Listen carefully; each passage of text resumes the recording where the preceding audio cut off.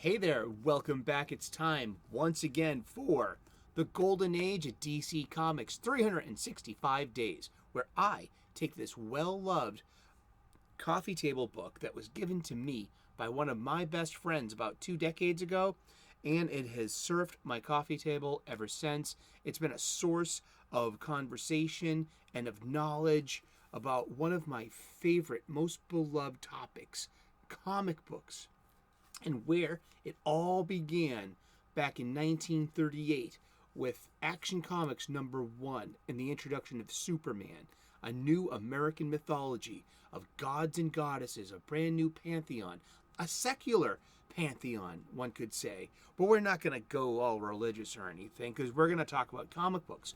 This is an Abrams Press 2004 book written and curated by Les Daniels, Chip Kidd, and Geoff Spear.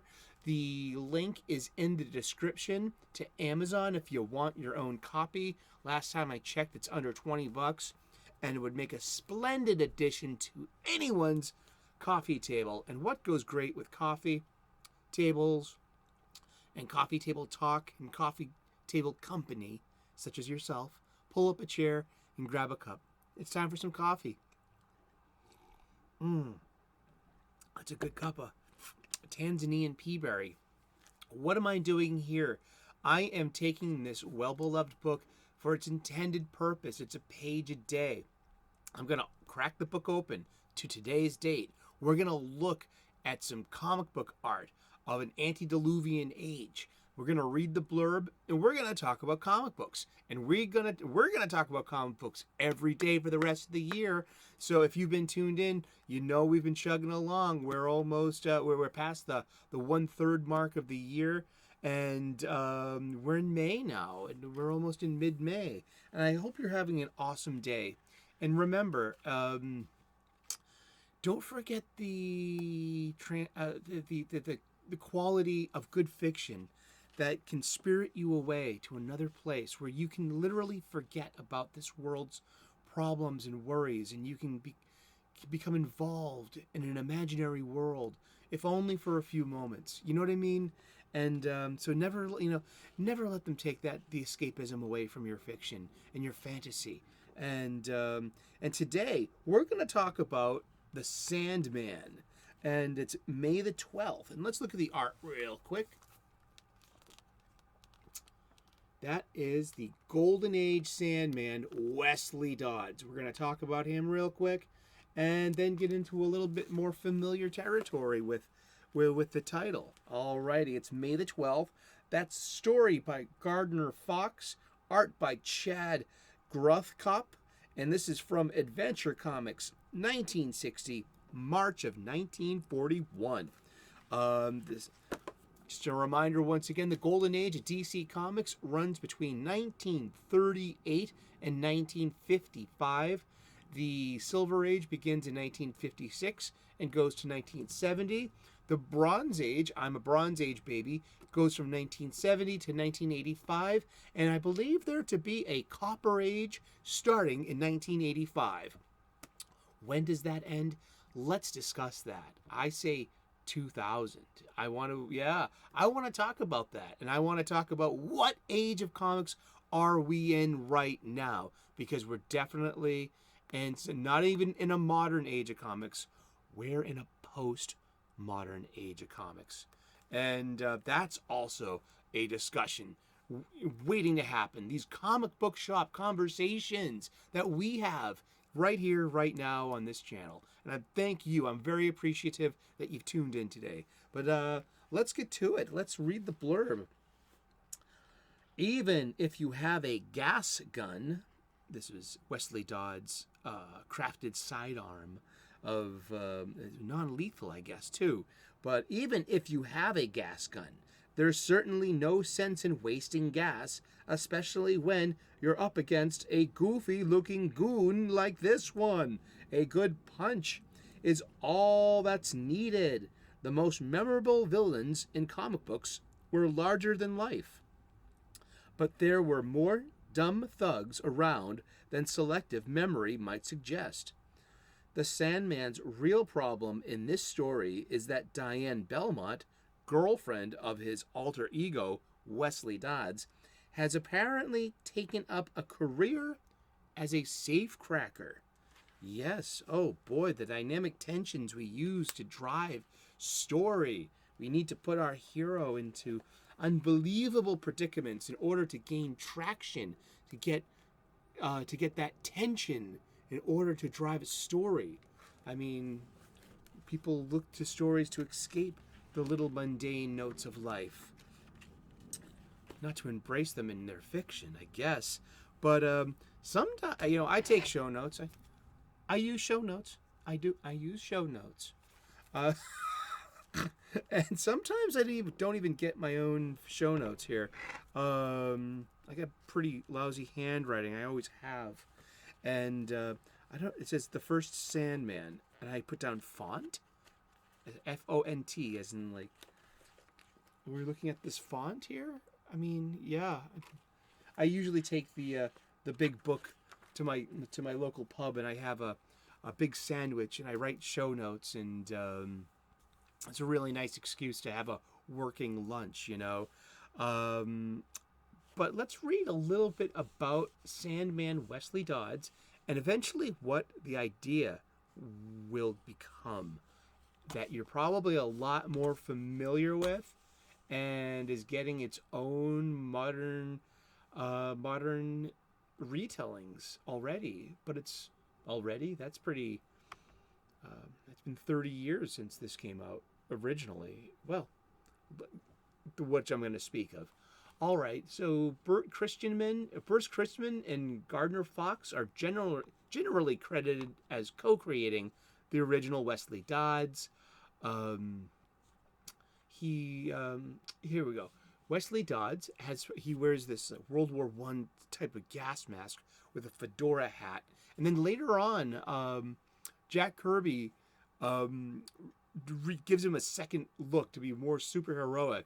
We've actually already seen this a couple of weeks ago, and he has a kid sidekick as well, Sandy, and he's given a traditional, that tights in a cape instead of the shadow like everyday could blend in the shadows with a fedora and an overcoat, But Wesley Dodds has prophetic dreams. All right, here we go. We got him in the Sandman.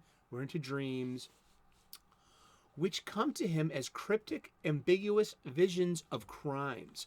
Originally of unexplained origin, these dreams were later ascribed to an encounter between Dobbs and an entity known as Dream, and that was via a retroactive continuity.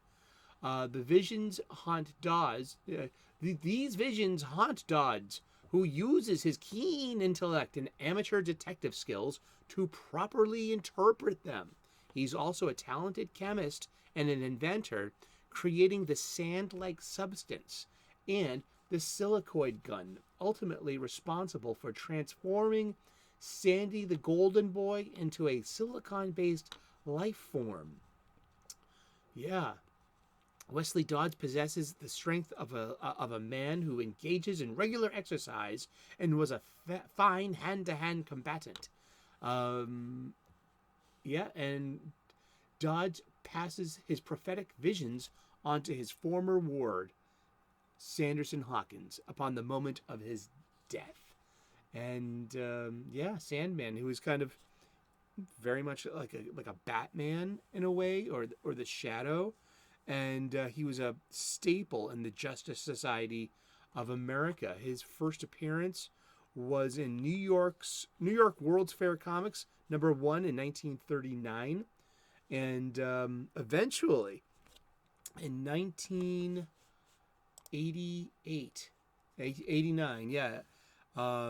this is what you probably know, and I read this too growing up.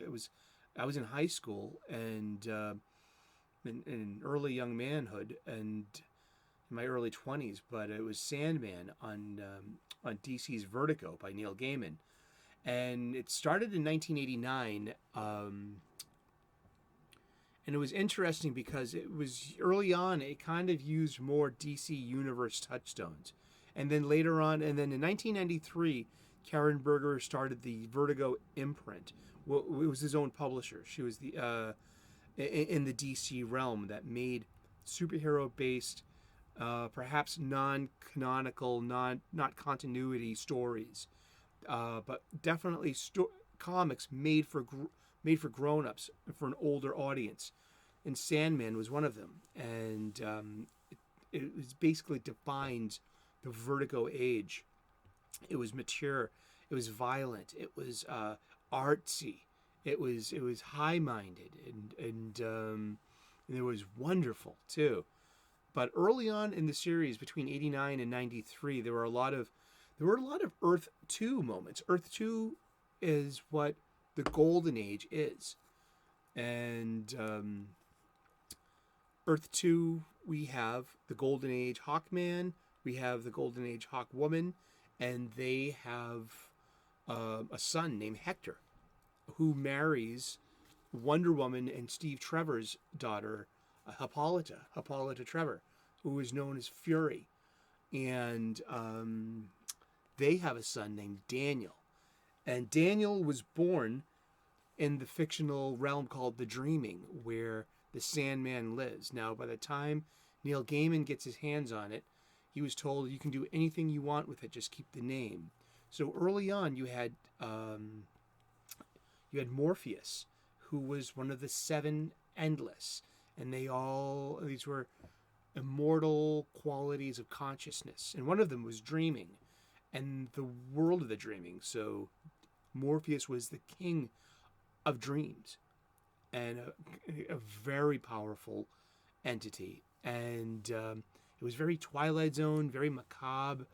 It was horror, suspense, and body horror, and just really interesting fiction. And what happens is that Morpheus has to lose his life, but he passes his power onto Daniel Hall, and Daniel becomes the new king of dreams by the end of this. By issue 69 of the 75 issues of the original The Sandman by Neil Gaiman. And those last 6 issues, that's Daniel is now the king of dreams. He was unfortunately, out of an accident, he was born while his parents were in the dreaming, and therefore kind of stuck there. And yeah, so that was you. And there's going to be a Netflix television show coming soon. There's been an audio book recently published with a full audio cast, kind of like an old radio play, that I hear is amazing. I've read Sandman twice. It's just so darn good. And but it's been 30 years since this. So, I mean, one thing that Gaiman wants to do is retell the Sandman story, essentially, yet with our modern sensitivities in mind.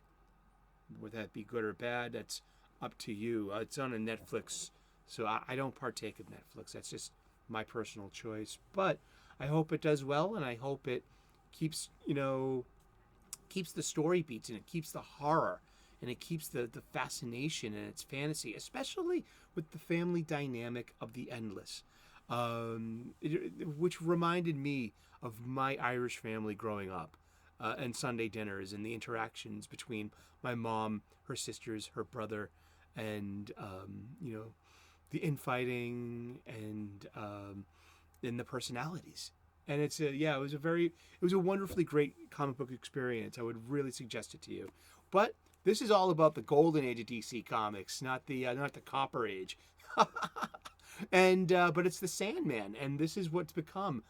This is the trajectory of an 80-year-old property, an idea. What started in 1939, well, it has a future in 2022 and going beyond, and it just keeps going. And that's a wonderful thing. And it all began in print and in comic books. And we're talking about the golden age of DC Comics, and we're going to be talking about comic books every day for the rest of the year. So tune in tomorrow, 3 p.m. Eastern U.S., and we will find out who we're talking about when we turn the page tomorrow. Like and subscribe if you could be so kind. I would love to earn your subscription. I am an ordained minister, an amateur theologian. We get spiritual here. Hashtag lighten up. It's about enlightenment. It's about how spirituality can improve the quality of your daily life. So tune in. I've got some hacks for you. Speaking of life hacks, I'm also a professional chef. I share with you some professional level restaurant quality cooking hacks so you can make nutritious, delicious, and beautiful food for your loved ones at your table. The playlist is called What's Cooking. Tune in. And we talk about comic books every day. I also see bunnies when I get up in the morning and when I'm walking to the work. And I get up before the sun. So there's bunnies grazing everywhere. I take videos of cute animals, I do. And but thank you so much for tuning in. Like and subscribe. Cheers. Good luck. Namaste. And we will see you again tomorrow. Thank you so much. Bye-bye.